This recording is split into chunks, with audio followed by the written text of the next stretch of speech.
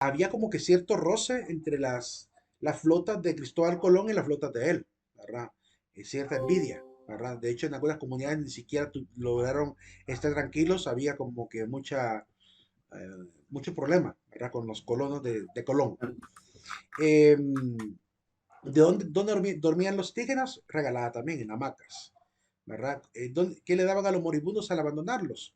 Agua y comida. Agua y Y comida. Y la última que era también, esa sí tenía que haberse leído todo el documento para contestarla correctamente, que es, determina si es verdad o falso lo siguiente. Siempre que miraban a un nuevo pueblo indígena, lo primero que hizo Américo fue ordenar fuego a discreción para ahuyentarlos. no, Pues claramente no, ¿verdad? Cuando uno lee toda la obra se da cuenta que la mayoría de las veces, ¿verdad? Siempre era el diálogo, siempre intentar entrar en interacción con ellos.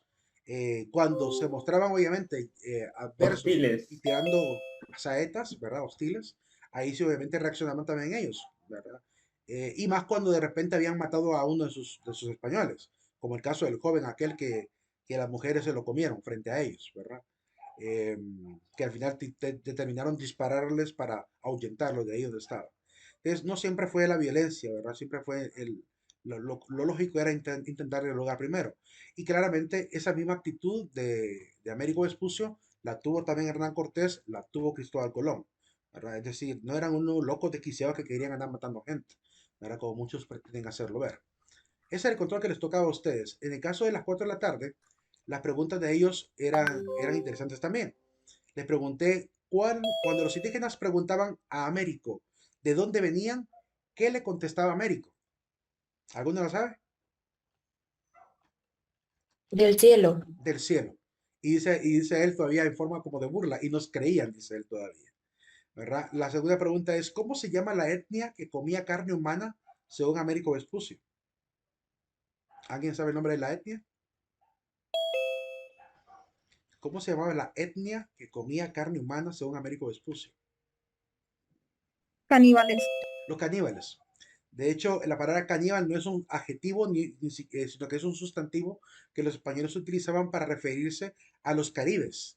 De hecho, es una forma, dice, cuando uno busca en internet, ¿verdad? La palabra caníbal dice claramente, es una corruptela, es decir, es una palabra mal utilizada para referirse a los caribes, a los indios caribes, y significaba más bien alguien forzoso o alguien enemigo incluso, ¿verdad? La palabra caribe.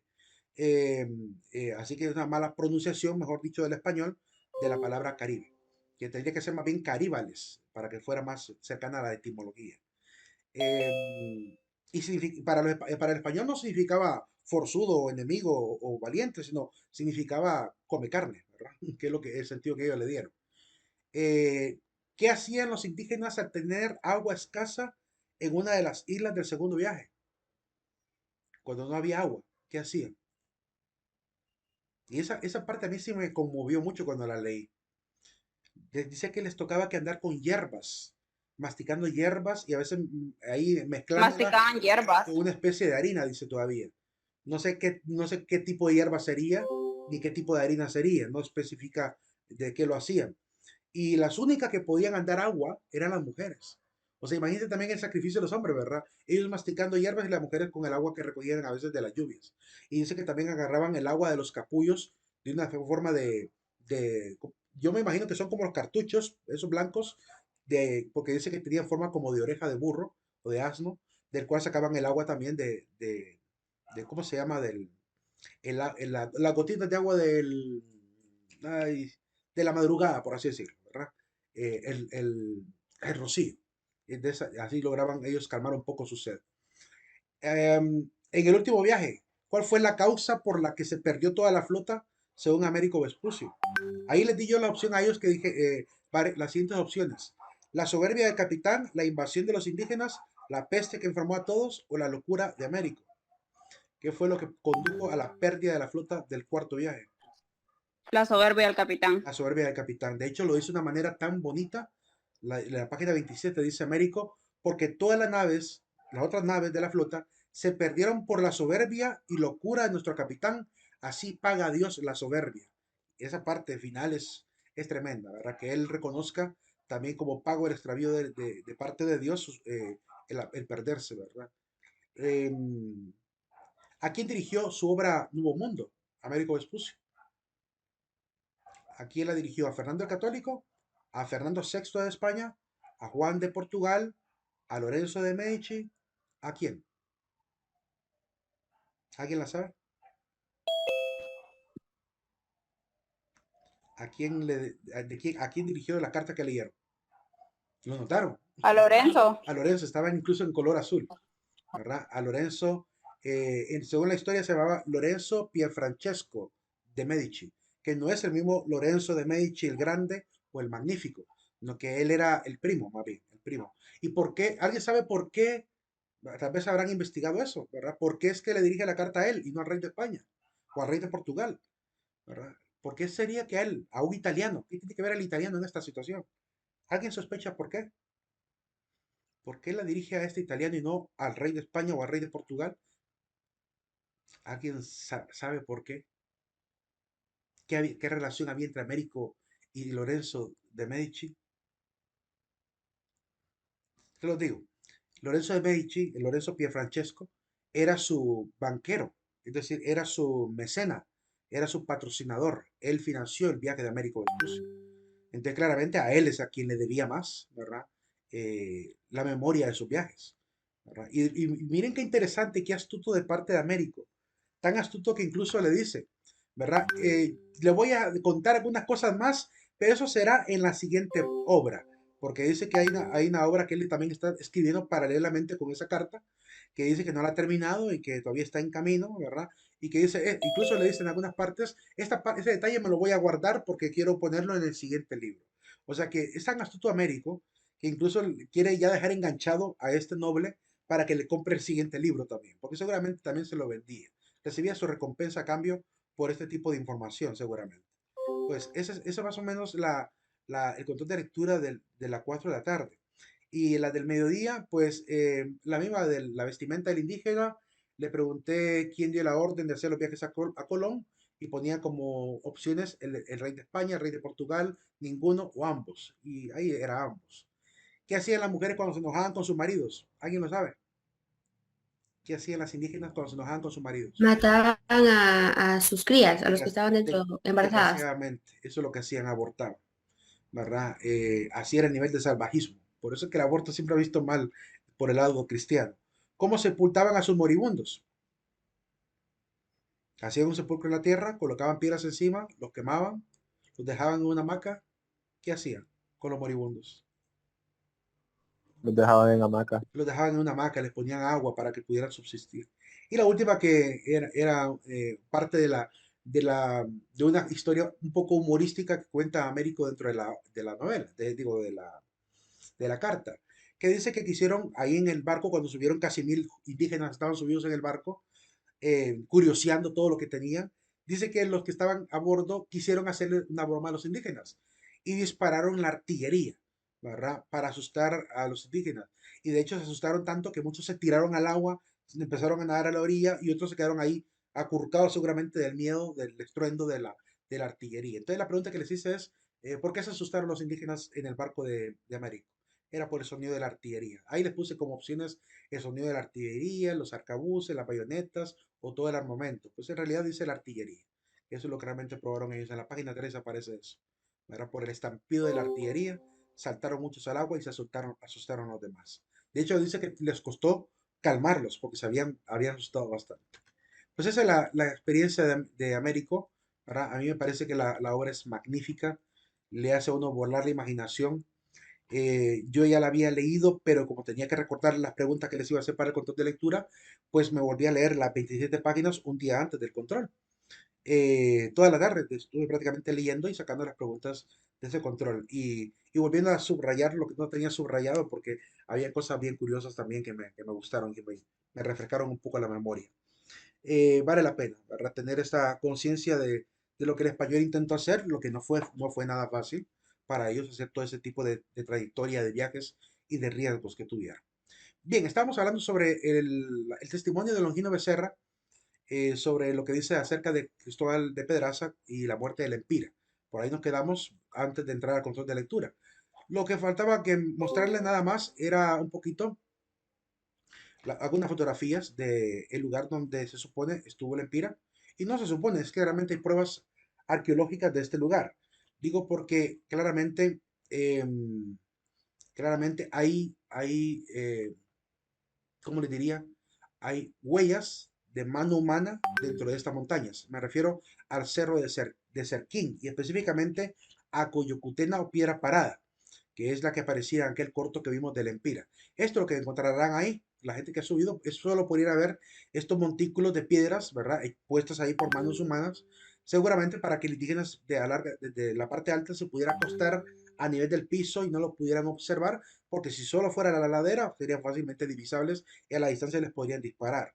Entonces, ellos eran astutos y hacían así estos montículos para poder quedarse ahí, quizá cubiertos con el monte y ver desde arriba. Coyocutena era un lugar muy estratégico porque podían rodear toda la montaña de la parte más alta, esperando voltear a ver por qué lado les iban a llegar los españoles.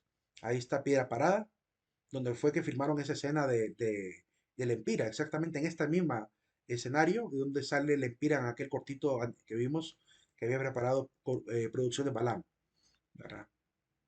Ahí está. Y quiero contarles también lo que se dice acerca de la muerte del Empira. Dice la historia, y esto es una historia que cuenta de manera sintética el licenciado Renzo Suazo. Él lo publicó en su propia cuenta de Facebook, ¿verdad? Él como historiador. Y dice que supuestamente el Empira fue enterrado en la región de Calanterique, ahí por Ciguatepeque.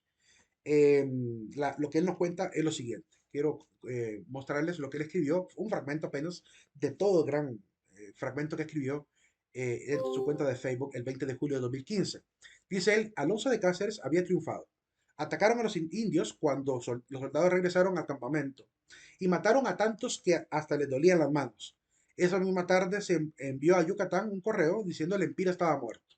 Honduras era de los españoles. Al día siguiente del asesinato del Empira, un grupo de sus hombres más fieles regresó por el cadáver y lo prepararon según sus rituales fúnebres y lo sepultaron en secreto para que nunca su tumba fuera profanada. Y se supone que en algún lugar de Caranterique es donde está enterrado el indio Lempira, ¿verdad? Eso es lo que él cuenta en su monografía, en la monografía del historiador nacional, ¿verdad? Un fragmento que él puso ahí en su cuenta de Facebook.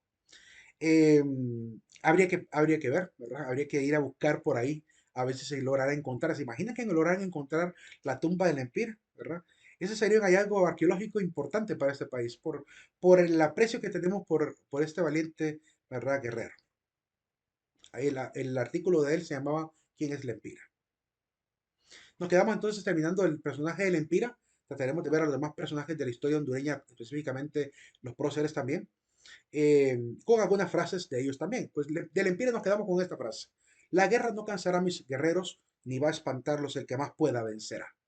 ¿Verdad? Hay que tener este mismo amor y aprecio por los nuestros, ¿verdad? Que es lo que a veces perdemos. Honduras está ahorita en una situación muy difícil porque estamos demasiado polarizados. Hay poca solidaridad de hondureño con hondureño. Se nota en las calles. Ahorita, de hecho, les cuento que ahorita que iba en taxi a la universidad en la mañana, eh, el mismo hondureño con el mismo hondureño se tiene un desprecio tal, ¿verdad? El taxista de pronto, solamente porque un carro tuvo cierta dificultad de dar un cruce al lado izquierdo de la calle, ¿verdad? Y nos detuvo un poquito, ya le salió, sacó la cabeza el taxista y le gritó, más pilas que andan atrasando a la gente, gritándole bien fuerte, ¿verdad? Y de manera muy, muy respetuosa. La muchacha que iba al lado mío le dice ella enojada a él, le dice, grítele cuando ande solo, porque fácilmente se baja con una pistola y nos mata a los cuatro, dice ella, ¿verdad? Y el señor se quedó callado, el taxista, y después ya al final ya hasta me dijo, me disculpa por realmente lo que pasó. Tranquilo, comprendo que realmente que se desespera uno por también la lentitud de la gente, pero claramente andamos muy tensos en Honduras y nos falta más compasión con el prójimo, ¿verdad? Y esa falta de cohesión social nos está llevando a un desastre cultural y político tremendo. Yo creo que es importante tener como el Empira ese valor de defender lo nuestro y esa unidad también, ¿verdad? Para que no ocurra lo que ocurrió cuando a él lo mataron, que la gente se dispersó y no fueron valientes como él, ¿verdad? Estaban ahí por rellenar ¿cómo se llama? Rellenar el escuadrón o el batallón, pero en realidad la hora era hora, cobardes, ¿verdad? Y se salen y se escapan y se pierden, ¿verdad? A veces nos falta esa valentía también para defender la soberanía de nuestro pueblo. Bien, vamos a la tercera parte de este tema del proceso de conquista, hablando de las consecuencias de la colonización. Y aquí nos vamos a basar en un libro que se llama Antología de Honduras, de la licenciada Ángela Zúñiga. Ella es la que nos va a regalar las consecuencias positivas y consecuencias negativas. Sin embargo, he agregado algunas, ¿verdad?, de otros libros, Longino Becerra, Guillermo Varela, Arévalo, ¿cómo se llama? Sí, Guillermo Arévalo, no, Guillermo Varela, perdón, y el otro Carlos Arevalo, eh, para poder complementar un poquito y enriquecer ese listado de cosas buenas y de cosas negativas también que ocurrieron. Vamos a ver primero lo negativo, primero el trancazo para luego ver lo positivo, ¿verdad? Lo primero que hay que decir y hay que también hacer notar es que muchos historiadores y también pensadores y críticos dicen que la historia la escriben los vencedores y a veces la escriben con sangre. Y de alguna manera Ángela Zúñiga es de esa opinión, ¿verdad? De que realmente las consecuencias fueron más negativas que positivas. Veamos entonces cuáles son esas consecuencias negativas. De hecho, la frase de Orwell, del libro 1984, ¿verdad? Que yo lo recomiendo. De hecho, yo lo tenía por acá, pero como ya me movieron todo aquí, ya se desapareció. Una obra muy interesante que sí la recomendaría que la leyeran. No tiene nada que ver con historia, pero tiene que ver mucho con la crítica contemporánea de lo que está pasando, lo que parece que está pasando hoy en día. Vale la pena que la pudieran buscar y leer. Etapas de la conquista de América. Ya vimos cómo era el proceso, con todo lo que hemos venido revisando. Pues primero el descubrimiento, luego viene la parte de la exploración, la conquista, la colonización, luego la evangelización, después el sistema colonial y por último hubo una temporada de reformas, que todavía no hemos hablado de ello. Ya vamos a hablar más adelante de las reformas que intentaron hacer en América. De hecho, apenas hemos estado hablando un poquito del tema de colonización, ¿verdad? Falta que hablemos de la evangelización, del sistema colonial, cómo funcionaron los organismos coloniales, para luego hablar de las reformas borbónicas. Esos son los últimos tres temas que nos faltan para hablar de esta temática de la conquista. Entonces, primeras consecuencias negativas, según Ángela Zúñiga, de Antología de Honduras. La crueldad innecesaria. Es cierto, realmente al principio fue muy duro. Bartolomé de las Casas nos habla de casi 50 años de explotación del indígena, que él pudo observar y que él va a venir a contar a España a través de una obra que se va a imprimir alrededor de 1552, que se llama Brevísima relación de la destrucción de las Indias. ¿Verdad? Se llama la obra de Bartolomé de las Casas. Ya la vamos a leer algún fragmento alrededor de ello también. Incluso tomaban, dice el mismo, ¿verdad? Bartolomé, tomaban al indio como que fuera bestia de carga. Y seguramente, si las tomaban como bestia de carga los pueblos indígenas, seguramente los habrán marcado hasta con fierros, ¿verdad? Como comúnmente se con las bestias de carga. Así que esta imagen no es exagerada, ¿verdad? Considerando evidentemente lo que cuenta también Bartolomé. Y miren, lo interesante de esta imagen no es solamente el tema de que le pusieran fierro al ser humano, sino que también los indígenas mismos, ¿verdad? Participaron en esto. Es decir, colaboraban con el español para que esto se hiciera así, ¿verdad? Sobre todo aquellos que estuvieron más del lado del español. Se volvieron parte del sistema, pues, ¿verdad? El segundo es el trabajo forzado. Claramente también menciona Bartolomé que había a los hombres los mataban a a las mineras y a las mujeres a las plantaciones.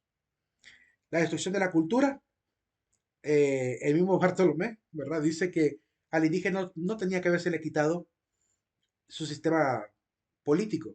Lo único que ocupaban realmente era evangelización. Solo ocupaban la religión, nada más. Es lo único que tenía que haberse le cambiado. Porque todo lo demás estaban bien organizados. De hecho, ¿cómo se llama? En la historia de aquel pirata Esquemelín, del bucanero Esquemelín, que menciona de que había prácticamente un pueblo organizado casi como que fuera un reino, ¿verdad? Cuando se refería a la mosquitia. La imposición de un nuevo sistema comercial obligan al indígena a cambiar el trueque por el sistema de moneda, como habíamos mencionado en las consecuencias de la conquista, y por tanto no tuvo ¿cómo se llama? Salida que ponerse bajo el mismo sistema del español. Rápidamente aprenderían la lengua castellana, ¿verdad? Todo su sistema, incluso su cultura. De hecho, cuando veamos a algunos personajes ligados al tema de las reformas borbónicas, mencionaremos a un nativo, ¿verdad? De origen indígena, de origen, ¿cómo se llama? Inca, que se llama Tupac Amaru II. Y van a ver cómo él, a pesar de ser indígena, anda vestido como español. ¿verdad? Es decir, rápidamente agarraron las costumbres españolas en una fecha tan temprana como 1700. El enriquecimiento ilícito es claramente algo que ya venimos mencionando, ¿verdad? Y en este sentido, pues son muchísimos los pueblos que se van a enriquecer. Y también se van a enriquecer algunos encargados de la colonia que no van a declarar todo lo que tienen. Por eso es que durante la reforma borbónicas intentaron vigilar esta parte, porque había mucha corrupción en Nueva España. El esclavismo claramente existió, no lo vamos a negar, lo hemos dicho, ¿verdad? Eh, pero también hay que afirmar y hay que también mencionar que se terminó muy pronto, es decir, no duraría tampoco 300 siglos como a veces lo suponemos, sino que realmente se acabaría en los primeros 50 años aproximadamente después del descubrimiento. Destrucción del sistema indígena. eh, no, pues no le queda al indígena prácticamente que forma parte de la cultura española. Así que su sistema político se acaba, su sistema cultural se acaba. Una que otra fiesta, ¿verdad? Religiosa va a perdurar, pero ya con mezcla cristiana, ¿verdad? Que todavía, incluso algunas de ellas persisten hoy en día. Ya hemos mencionado una como la compostura. La destrucción de los códices y monumentos, que eso también van a ser algunos de los puntos de alerta que van a los frailes a declarar, ¿verdad? Los mismos españoles destruían lo que no les interesaba, quemaban incluso las chozas. De hecho, ahí Hernán Cortés en la carta, él dice, ¿verdad? Que pensaban en la posibilidad de quemar la aldea, pero decidieron mejor no hacerlo. Entonces las dejaron tranquilas. O sea que cuando les daba la gana, también quemaban aldeas, ¿verdad? Eso hace de notar que realmente sí lo hacían, ¿verdad? Aunque no era siempre. Algunas veces tenían compasión de los indígenas y no lo hacían. La extinción de la lengua. Aquí sí tengo que aclarar algo. La extinción de la lengua no se debía tanto a que el español obligara al indígena a hablar español, sino que se debe a que el indígena abandona poco a poco, las nuevas generaciones, la lengua de sus padres para adaptarse a la nueva cultura. Eh, es que en la lógica misma del comercio era necesario aprender la lengua del comercio, ¿verdad? Y como la lengua popular para el comercio en aquel momento era el español, pues es la manera de subsistir, ¿verdad? Y el que no sabía la lengua, pues tenía dificultades para poder mantenerse en ese sistema. Entonces, claramente es un mestizaje comúnmente ocurrido y que no tiene que ver con algo impuesto, una opresión, pues, sino que realmente se van a tener que adaptar a esto. Así como a nosotros nos toca que adaptarnos a aprender la lengua del inglés si queremos tener mayores oportunidades en este mundo, porque es la lengua que de alguna manera ha tenido cierta hegemonía, ¿verdad? Pero ya la estamos aprendiendo a voluntad, no porque nos obliguen, sino porque queremos aprenderla para tener esas oportunidades, ¿verdad? Pues algo así también pasa con el indígena. Consecuencias positivas. Una primera consecuencia positiva que menciona Ángela Zúñiga es el de la carga, la bestia de carga. El indígena andaba prácticamente en su propia espalda todo ese peso, ¿verdad? Eh, la bestia de carga claramente ha servido y seguirá sirviendo para las comunidades campesinas hasta el día de hoy. Los primeros caballos que los indígenas van a obtener, algunos es porque se los robaron. Eso ya lo hemos mencionado anteriormente. Y cuando ya tenían la oportunidad, hasta por compra, ¿verdad? Pero claramente, una vez robados los caballos, ya ellos empiezan a comercializarlo a su propia manera. Pero muy pronto aprenden a manejarlo. En América del Norte, por ejemplo, es muy común ver películas del viejo oeste de 1700 a 1800, donde se ven a muchos indios, Sioux, ¿verdad? ¿Cómo se llaman? Los pieles rojas montados a caballo, ¿verdad? Es decir, que es algo que lo aprenden muy rápidamente y que se adueñan también de muchos de estos animales importados. El cambio del sistema de vivienda. No es lo mismo vivir en una casa al estilo español con adobe y teja que obviamente en una casa de baraje como le toca a nuestros pueblos indígenas todavía hoy en día. Dime, Dani. Que de hecho yo miré una película animada que se llama Spirit, desde un caballo, ¿no? Y allí se mira que, como dijiste, los indios esos montaban en los caballos esos salvajes y que andaban ahí en la frontera entre Estados Unidos y México, creo que Sí, era. rápidamente se adaptaron a utilizarlos. Hay que recordar que la mayoría de estos caballos son importados, ¿verdad? Algunos, incluso los mismos españoles importaban caballos desde la convivencia con los árabes, que son los que más van a tener uso del caballo. Los españoles van a tener que aprenderlo por las invasiones árabes. La primera vez que un occidental de Grecia para acá aprendieron a utilizar caballos fue en la época de Alejandro Magno, ahí por el año 300 antes de Cristo. O sea que por mucho tiempo Europa no tenía caballos, hasta que Alejandro lo populariza prácticamente, lo domestica y lo vuelve parte del imperio griego, ¿verdad? Prosiguiendo. La mejora de la vivienda, pues claramente beneficia más al español que tenía que hacer los edificios de gobernación, las casas parroquiales, las mismas catedrales, ¿verdad? Los edificios también los mismos criollos, que claramente iban mejorando su infraestructura. Pero lo interesante de esto es que los indígenas, ¿verdad? No se quedan atrás. Ellos colaboran con la construcción de estas viviendas, aprenden el arte de esta construcción y lo aplican a sus propias viviendas, ¿verdad? Es decir, sus casitas las hacen con el estilo, ¿verdad? Europeo. Por eso es que muchos lugares son coloniales y bellísimos, ¿verdad? Con un estilo realmente de esta época y que y hay que ver también el interés del castellano y esta parte también es importante mencionarla, que cuando vemos algunos lugares como por ejemplo allá por Santiago de Chile, cuando vemos algunas comunidades coloniales del Perú y notamos las callejuelas, como aquí en Santa Rosa de Copán, por ejemplo, notamos un interés del español de volver a América una extensión de Europa. Es decir, no están construyendo casas por salir del paso, están construyendo casas con la misma belleza y exquisitez de la cultura española, ¿verdad? Que eso lo vamos a ir perdiendo por el tema de la independencia, se perderá el gusto por ese tipo de infraestructura hasta que lo volvemos a recuperar recientemente, pero claramente cuando uno mira los edificios coloniales se nota que realmente lo hacían con el amor de quedarse a vivir acá, ¿verdad? Y de hacer de América Latina una extensión del imperio español. eh, no era una simple colonia, pues, lo que realmente era un brazo más del reino. Las mejoras en la navegación, esto beneficiará tanto a español como a nativo. Claramente el español tiene que prepararse para la guerra porque navalmente había muchos barcos de filibusteros o piratas que andaban obviamente queriendo interceptarlos para robarle la mercancía.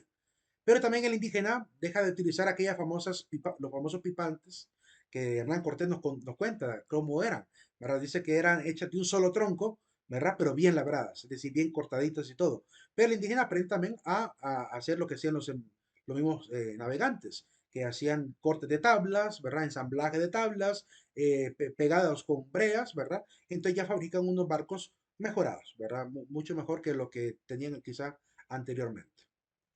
Así que aprenden a utilizar ¿cómo le llaman? Esta brea para poder tapar las tablillas que forman los barcos. La vestimenta, me lo menciona también Ángela Zúñiga, que se mejora la vestimenta. Sin embargo, tenemos que hacer notar que no en todos los lugares de América andaban desnudos. En los lugares más centrales de las comunidades más fuertes, como Teotihuacán, como Chichen Itzá, como, ¿cómo se llama? Eh, Tenochtitlán, ¿verdad?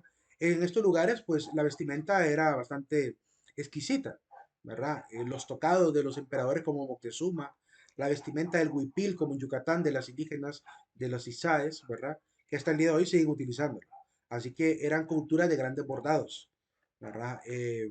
Y por lo cual no es cierto que andaban obviamente con una mala vestimenta, de hecho andaban bastante protegidos, la mayoría de ellos. Solo en los lugares rurales de América como aquí por Honduras, allá toda la parte sur y las zonas marginales de América del Sur, ahí sí podemos hablar de una pobreza extrema, ahí sí. Pero hablar de los incas, los mayas, aztecas, es muy diferente. Casi tenían una cultura de la vestimenta muy parecida a la de los romanos o griegos. Se mejora el sistema de salud. Eso lo pongo también entre signos de interrogación. Le coloco unos signos de interrogación con una pequeña duda, porque cuando vemos un poquito lo que han encontrado algunos arqueólogos sobre qué tipo de sistema de medicina tenían los mayas, por ejemplo, aztecas, pues estaban bastante avanzaditos. Tenían muchísimos brebajes, mucha medicina natural que funcionaba. Además de que hacían ciertas intervenciones estéticas, como cuando decoraban los dientes con incrustaciones, ¿verdad? Para darle una cierta belleza con piedritas de amatista o de jade, ¿verdad? O de obsidiana, y que a veces también incluso hacían operaciones craneales. Provocaban prácticamente el adormecimiento mediante un tipo de anestesia natural, quizá con algún tipo de licor, ¿verdad? Llegaban a la persona a nivel de anestesia y después de eso operaban, ¿verdad? Hacían este tipo de cortes craneales para quizás sacar coágulos de la cabeza del herido. Así que no estaban tan lejos del conocimiento médico de Europa, ¿verdad? No estaban tan lejos. Sin embargo, es cierto que no estaban preparados para, por ejemplo, las pandemias que vinieron a América, ¿verdad? Si una erradicación fue cierta, fue más por enfermedades que por guerras.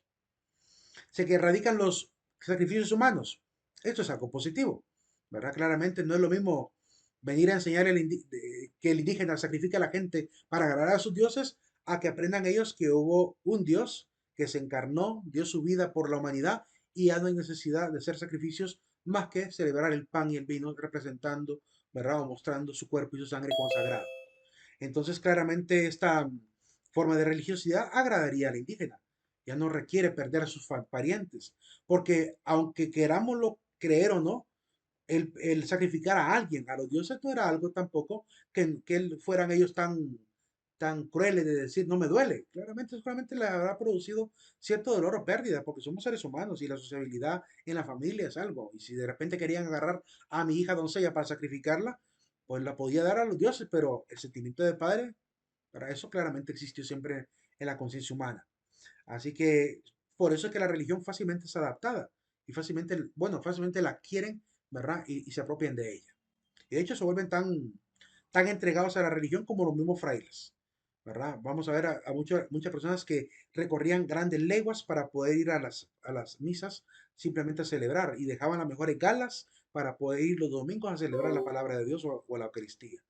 Y hasta el día de hoy lo siguen haciendo, ¿verdad? Por tanto, no es cierto que todo fue impuesto. A veces, obviamente, la evangelización también hizo su trabajo como tenía que ser. Quiero hacer un pequeño paréntesis alrededor de este tema de las consecuencias positivas y negativas. Un pequeño paréntesis alrededor de lo que se cuenta en la internet, lo que se puede encontrar en internet alrededor de la crítica que hacen al español. Algunas páginas que demuestran mucha antihispanidad se ponen a preguntarse y especulan diciendo, ay, si los españoles no hubiesen venido, habríamos tenido quizá, no sé, una civilización hasta con automóviles y todo ya aquí, con las grandes pirámides de los mayas y aztecas, ¿verdad? Y estaríamos con esas grandes construcciones bellísimas, más bellas que las de Europa y con la gran cultura al estilo del europeo. ¿Qué tan cierto es esto? Recuerden que la historia maya comenzó en el año 2000 antes de Cristo. Solo tendrían como 3000 años de historia. Eh, Mientras que la cultura más antigua de Medio Oriente, estamos hablando del año 5000 antes de Cristo. Los sumerios entre el año 5000 a 4000, las primeras comunidades del Sumer, eh, que van a pasar casi 2000 años y seguían prácticamente el mismo tipo de cultura. Es decir, venir a suponer que en menos de 500 años los mayas, si hubiesen venido los españoles, estarían al mismo nivel que los europeos, es muy absurdo. No es así la historia. De hecho, podrían haber pasado 500 años más todavía, así viviendo a la intemperie muchas etnias, completamente desnudos como los encontró Hernán Cortés, o los encontró Américo Vespucio, o los encontró Cristóbal Colón, ¿verdad? Que los tres narran haber encontrado a los indígenas completamente desnudos. Así que podrían haber pasado 500 años más y seguirían todavía con ese tipo de cultura. ¿Y cómo estamos tan seguros que eso habría pasado así? Bueno, porque hay un hallazgo importante que hay que mencionar. Pero antes de mostrar ese hallazgo, quiero leer un pequeño fragmento que encontré en internet de una crítica que hacen al castellano, junto con una pintura que critica también la venida del colonizador. La pintura es esta. Y a la par aparece esta crítica, esta frase muy aparentemente poética. La imagen se llama El encuentro de Jaime Zapata del año 92. Una pintura que muestra el español prácticamente como llegando con la muerte hacia la América virgen, a la América obviamente perfecta, donde aquí todo el mundo vivía como en el paraíso, según la mentalidad de la gente que ve esta pintura, o el que hizo la pintura. Sin embargo, tenemos que hacer notar lo siguiente. Aquí se sacrificaba gente. Aquí se comían a los enemigos, según lo que cuenta el mismo Hernán Américo Vespucio. Aquí mataban de reino a reino por enemistades antiquísimas. Ya ni se acordaban cuál era la ofensa y seguían matándose porque le tenían obviamente repudio por lo que produjeron de molestia a sus antepasados. Seguían con guerras absurdas en estos pueblos. Habían gobiernos militaristas dominando a otros pueblos, saqueando. ¿O no se acuerdan ustedes de haber leído con Américo Vespucio que una etnia le puso la queja de que una gente que venía de las islas venía siempre a invadirlos, a robarles todo? Entonces Hernán le prometió que si volvía a pasar, ellos iban a ir a vengar, ¿verdad?, al pueblo. Les iban a ayudar si venían a otra vez esos invasores y los iban a parar en seco. Prácticamente les promete la ayuda contra estos invasores indígenas a que invadían a gente humilde, indígena, ¿verdad?, para robarles y saquearles. Así que esa idea absurda de que vivían como una especie de jardín del Edén, quitémonos la de la cabeza. Es la historia humana. Y la historia humana está llena de traiciones, de guerras, de explotadores, de oprimidos, de tiranos, ¿verdad? No podemos decir que fue tan distinta a la de Europa, ¿verdad? Fue muy similar. Y de hecho aquí también con una actitud más sanguinaria que la europea. Porque en Europa si algo no hacían los españoles era comerse a sus enemigos y aquí se los comían. Entonces no podemos venir a decir que el indígena vivía, ¿verdad? En un jardín de color de rosa, ¿verdad? Y que todos era paz y amor aquí, como que eran hippies todos. No, no es así. La historia constata y el testimonio mismo de lo que vinieron a encontrar y observaban, ¿verdad? La cultura que tenían aquí en América. Entonces, lo que dice aquí, dice, éramos hijos de dioses. Cuidado, que los mayas, según los mayas, solamente Hunhunapú es hijo de los dioses Ucumax y Huracán, que es el primer hombre hecho. De ahí aparecen las demás divinidades también hechas, ¿verdad? Que van a generar a los primeros 4 seres vivientes de los cuales descenderán los seres humanos. O sea, los seres humanos hechos de maíz, ¿verdad? Ni siquiera fueron dioses, ni siquiera fueron hijos directos de los dioses, fueron criaturas hechas de maíz, ¿verdad? No tienen, por tanto, divinidad en ellos, ¿verdad? Más bien les van a quitar las destrezas que tenían, se las van a robar aún más los dioses, según el Popol Vuh, era lo que habíamos visto. Así que no es cierto que los indígenas consideraran que ellos eran hijos de dioses. Cuando mucho al Achuinik, al sumo sacerdote, el más cercano a los dioses, quizá él podría ser considerado hijo de dioses, pero el resto del pueblo eran servidores, ¿verdad? Desde ahí hay un error de historia tremendo. Y nos volvieron esclavos, eso sí es cierto, ¿verdad? Lo vinieron a esclavizar a algunos de ellos. Incluso Américo Vespucio dice que en un momento agarraron hasta 200 hombres y se los llevaron de esclavos para España. Vestíamos con oro. No es tan cierto. No todos los indígenas vestían con oro, ¿verdad? Hernán Cortés, Américo Vespucio dice que encontró a unos cuantos con algunos zarcillos de oro, pero no todo el mundo andaba con oro porque, dice, no lo tenían en alta estima. De hecho, le presentaban algunos piedrecitas de oro y les preguntaban que dónde había más y decían que por allá, ¿verdad? Allá había más. No les interesaba. No, no lo utilizaban para nada el oro. Lo miraban quizá como cualquier piedra tirada en el camino, ¿verdad? Sin mayor belleza. No le habían descubierto las propiedades que tenía y por tanto no le tenían valor. Em, Hermosas piedras y rico plumaje. Bueno, sí, aunque tuvieran hermosas piedras y rico plumaje, hay que saber también lo que dice el castellano. Américo Vespucio dice que tienen plumas y cosas así, pero que son completamente inútiles y de poco valor para el castellano. O sea que aunque tuvieran eso el castellano no le paraba bola a esas plumas y a eso que tenía. No les iban a robar esto, cuando mucho las perlas y el oro, que dicho sea de paso, tenían en abundancia y no le tenían gran valor por ello. Nos volvieron un continente pobre y saqueado, pues se llevaban lo que no tenían valor para ellos, ¿verdad? El oro y las perlas, que las tenían ahí, sabían cómo sacarlas y las tenían guardadas y todo, pero porque eran quizás aparentemente bonitas, pero no le tenían tampoco, no lo utilizaban como joyas al menos, ¿verdad? El español le va a haber importancia, eran capaces incluso los indígenas de cambiar esas perlas por cascabeles, dice Américo Vespucio. Entonces significa que no era valioso para ellos. Así que el español solamente aprovechó que culturalmente ellos no le tuvieran valor para llevarse lo que tenían. Eso no se puede llamar saqueo.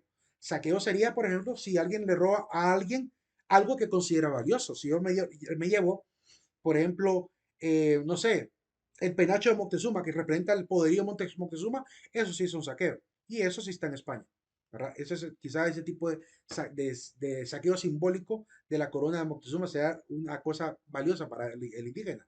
Pero el resto de cosas, evidentemente, no eran valiosas para el castellano y las que eran valiosas para el castellano no eran valiosas para el indígena.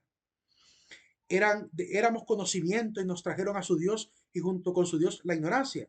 Cuando leí esto realmente me dio tanta impotencia y tanta pena ajena por el sistema educativo latinoamericano.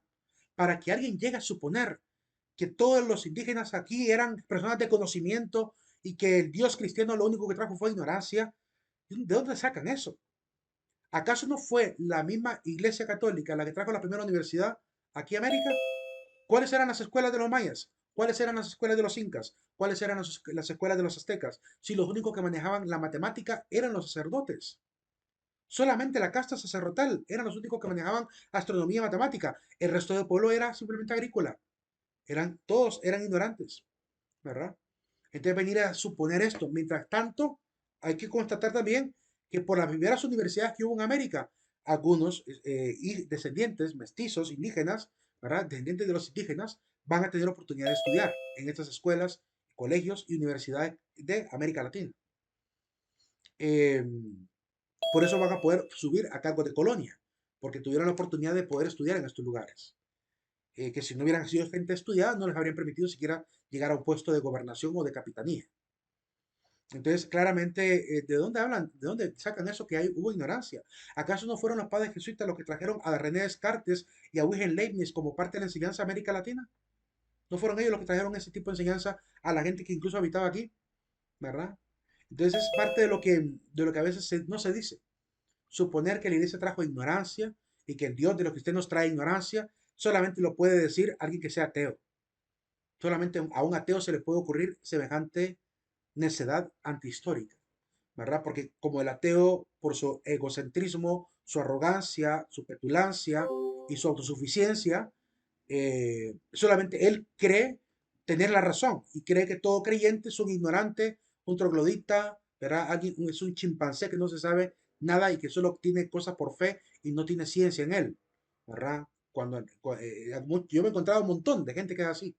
En ese chat de política que les digo que pasamos platicando, ahí encontré a un ateo que denigra la religión de una manera tan grotesca, ¿verdad? Para él los religiosos son tontos todos, ¿verdad? Sin embargo, en el mismo chat donde estamos participando, ya salió a la luz por qué es que él tiene esta aversión a lo religioso y por qué es que se volvió ateo, porque es homosexual. Entonces le cae mal la doctrina moral de la iglesia. Entonces por eso le tira tierra y tierra y tierra a la fe cristiana con la intención de erradicarla y de hacer ver y de hacer sentir al creyente como que fuera un ignorante. Así trata todo aquel que se declara ignorante en ese chat, ¿verdad? Pero ya sacó obviamente el cobre y ya sabemos por qué es que realmente tiene esa actitud. Incluso hubo una persona que le hizo ver esto, que era un acto de inmadurez por querer mantener su capricho personal, empezar a ser intolerante con la gente religiosa. Y dicho sea de paso, que esta que hizo esa observación no es tampoco creyente, pero tiene mayor respeto, tiene mayor madurez y también mayor tolerancia. Entonces, claramente es parte de lo que a veces no se observa en aquellos que comúnmente atacan la religión. Y por eso supongo yo que el que hizo esta poesía ha de ser un antirreligioso o un ateo, ¿verdad? Que se le ocurrió la idea de que el Dios de los cristianos trae ignorancia, cuando fue todo lo contrario. Lo que trajeron la educación, lo que se dedicaron a traducir las obras indígenas, lo que llevaron esta cultura a Occidente también, a Europa, ¿verdad? Fueron los de la iglesia. ¿Verdad? Y claramente salido hoy, pues seguimos teniendo cierta importancia en la parte educativa, ¿verdad? Y el amor que le tenemos a la educación y el amor que le tenemos al aprendizaje sigue estando vigente y presente, ¿verdad? Además, un amor también a la ciencia también, sin necesidad de tener que poner en pelea la fe y la razón. Y lo último que menciona, y el desapego de la madre tierra, pues realmente no sé tampoco de dónde sacan que la iglesia cristiana es la que trajo la idea del desapego a la madre tierra, porque realmente los que más han hecho trabajo ecológico aquí en Honduras, por ejemplo, es Cáritas de Honduras. Cáritas es uno de los principales organismos de la iglesia que está trabajando con una cierta armonía y desarrollo sostenible, amigable con el ambiente. Son los primeros en sacar cada vez que hay fecha del Día del Árbol o cosas así, marchas y manifestaciones a favor de la ecología. Entonces, ¿de dónde sacan esta idea de que la iglesia es la que provoca el desapego a la madre tierra?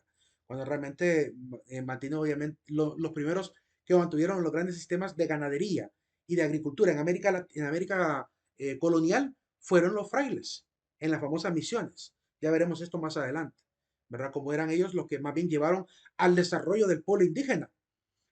Incluso llegaron a tal nivel de desarrollo de la agricultura y la ganadería que los mismos españoles civiles sentían envidia de los frailes, porque obviamente el trabajo que hacían con los indígenas era muy diferente.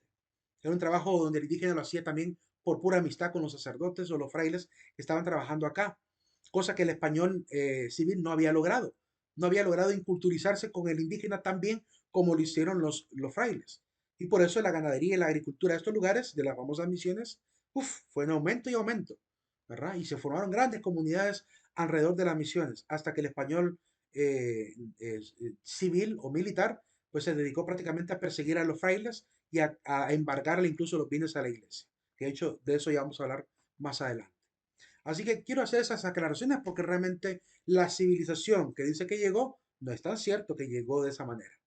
Y tampoco es cierto que la civilización que había es la civilización que de alguna manera se intenta justificar o narrar, ¿verdad? Esto solo responde, este tipo de ataques solamente corresponden a una cierta, diríamos, actitud de ideologizada, ¿verdad? Un tipo de ideología que surge, y la raíz quizá del problema, de por qué es este tipo de actitud, surge a partir de algo que en América Latina se llamó filosofía de la liberación, que es un tipo de filósofos latinoamericanos que han intentado sembrar esto en las diferentes academias, ¿verdad? Universidades públicas, y es ahí donde comúnmente sale este tipo de gente con este tipo de actitudes poéticas de querer hablar del dominio, la hegemonía, la esclavitud, el colonialismo, el antiimperialismo y todas estas doctrinas o ideologías que van surgiendo dentro de esta actitud, además del indigenismo, la actitud de querer volver al pasado como si el pasado hubiese sido ideal, más ideal que lo que vivimos hoy en día.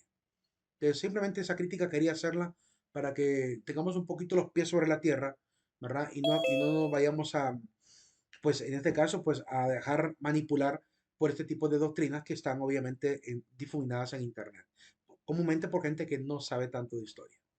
Bien, jóvenes, vamos al aula virtual para colocar la asistencia final. Les comparto la frase de esta tarde para la asistencia de salida. Es la palabra norte.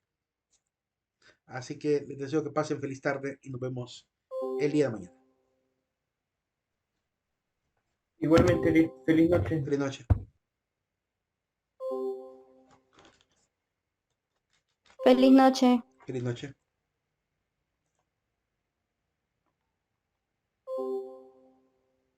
Lick, fíjese que al principio de la clase yo le envié una evidencia porque ingresé tarde. ¿Me lo mandaste a WhatsApp o aquí al Zoom? Sí, se la mandé a WhatsApp. Ok. Aquí en Zoom vi un mensaje tuyo también directo. Listo. Ahorita lo reviso ahí. Ah, sí, también aquí. Es que Ok, ya te ayudo con eso. llegué tarde porque no pude. Sí, veo que exactamente Está bien. en el minuto 10 lo pusiste. Está bien. Feliz noche, Feliz noche. Lick.